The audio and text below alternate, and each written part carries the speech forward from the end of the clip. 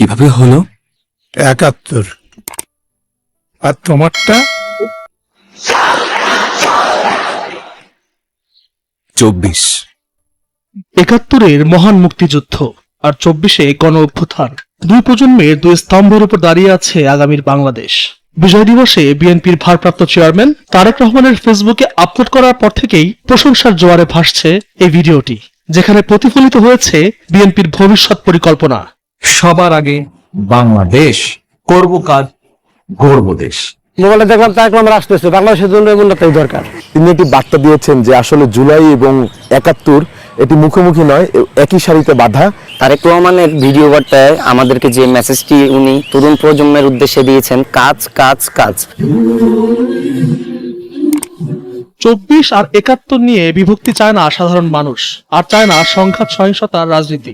প্রত্যাশা দুই সময়ের চেতনাকে ধারণ করে বিরামহীন কাজ করা হোক, গড়ে তোলা হোক বৈষম্যহীন সম্ভাবনার নতুন বাংলাদেশ। বিএনপির মতো একটা বড় দল বা তার যে ভারপ্রাপ্ত চেয়ারম্যান, তিনি যখন একটা বার্তা দেন যে না ৭১ প্রাসঙ্গিক আছে, তখন কিন্তু একটা স্বাধীন নাগরিক হিসেবে আমরা কি বলে নিরাপদ ফিল করি এবং মনে হয় যে আমাদের অস্তিত্ব মজবুত আছে।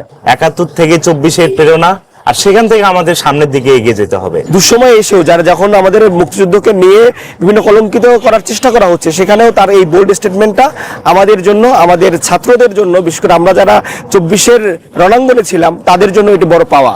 তারেক রহমানের একটা যে জিনিস আমার ভালো লাগছে, তার প্ল্যান আছে। আর কারো আমরা এখনো দেখতে পাচ্ছি না অন্য কোনো দল কোনো রকমের পলিসি আমাদের সামনে নিয়ে এসেছে, কিভাবে রাষ্ট্র গঠন করবে, কিভাবে পুনর্গঠন করবে, কিভাবে আমাদের তরুণ প্রজন্মের উন্নয়ন হবে, আমাদের কর্মসংস্থান হবে, আমাদের উৎপাদনটা বাড়বে, আমাদের ওভারঅল একটা ওয়েলফেয়ার হবে, এরকম কারো কোনো প্ল্যান নেই।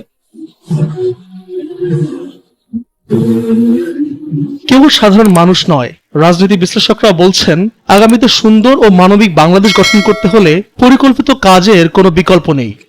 ২৪-এর আন্দোলন কিংবা ৭১-এর যে স্বাধীনতা আন্দোলন, এই দুটোর মূল জায়গাতে কোনো পার্থক্য নাই। এখানে একটি বড় সমন্বয় সাধন করা দরকার। এখানে কোনো বৈপরীত্য তৈরি করলে জাতি গঠনে দেখা যাবে যে আমরা এক ধরনের সমস্যার মধ্যে পড়ে যাব। অস্ত্র হাতে যারা ভিনদেশী শত্রুর বিরুদ্ধে রণাঙ্গনে যুদ্ধ করেছিল, তাদের স্বপ্ন ছিল বৈষম্যহীন বাংলাদেশ।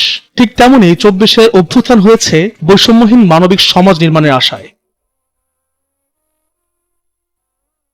সবার প্রত্যাশা দুই প্রজন্মের হার না মানা সংগ্রামীদের কথা সমহিমায় উজ্জ্বল থাকুক, মহাকাব্য হয়ে থাকুক ইতিহাসের পাতায়, যার পরতে পরতে থাকবে অসীম সাহসিকতা আর দেশপ্রেমের বীরত্ব গাথা।